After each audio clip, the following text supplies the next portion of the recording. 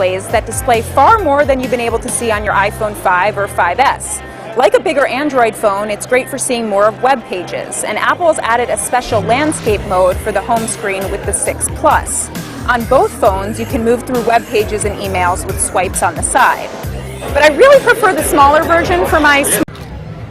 Okay, we're at the hands-on portion of the Apple event. These are the two new iPhones.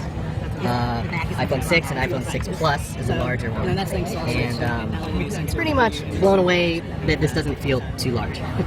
Totally expecting the larger one to feel much too unwieldy, I guess. And that's a cool new feature too, is they all work in landscape, similar to an iPad. Lots of the apps are going to be coming out working in landscape too, so that is pretty cool. But yeah, here they are. Jeff, can I borrow this real quick?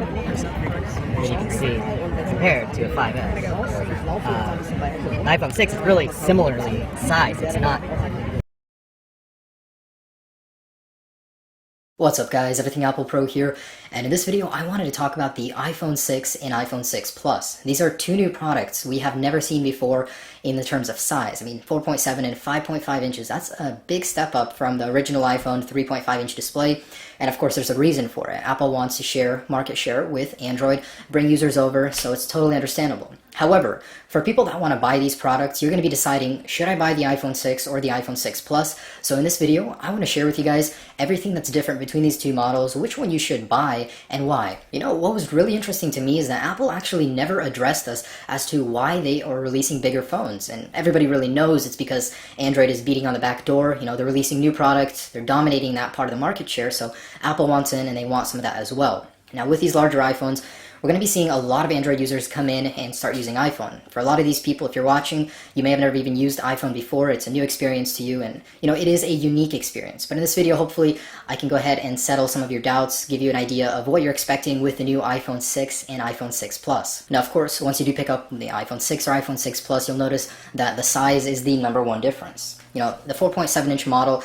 is already a big step up from the 4.0. There's a lot of extra screen space, and you know, I'll get to my opinion at the end, but it's a really good in-between between the 5.5 and the 4.0 of the 5S. The iPhone 6 features a 4.7-inch IPS display.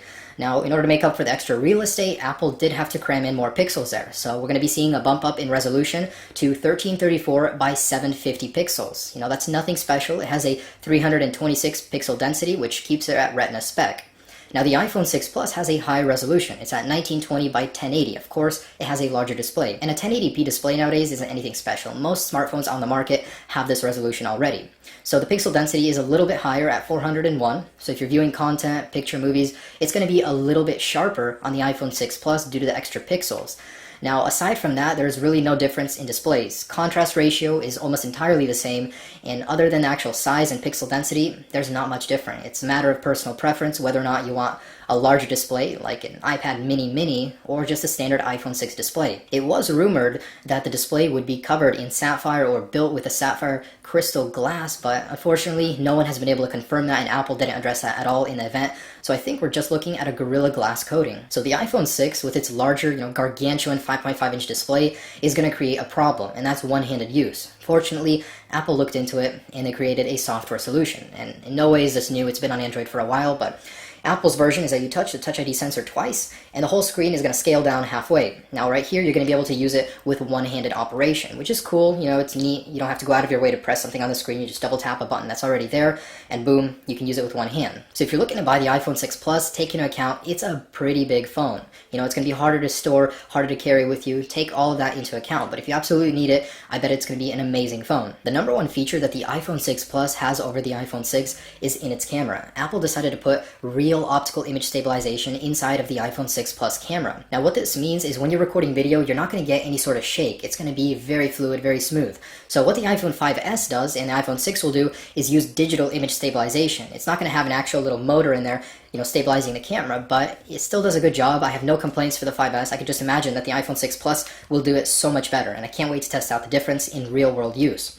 So the iPhone 6 Plus camera is definitely a better upgrade than the iPhone 6. Optical image stabilization is a great feature. You know, it's very rare nowadays to find in any mobile phones. Another major selling point of the iPhone 6 Plus is its battery. Because it's a larger phone, there's a bigger housing, more room for a battery. So Apple did just that. They stuck a huge battery inside of the 6 Plus. It's rated somewhere around 2900 mAh versus 1900 of the iPhone 6. So what that translates to in actual daytime usage is pretty impressive.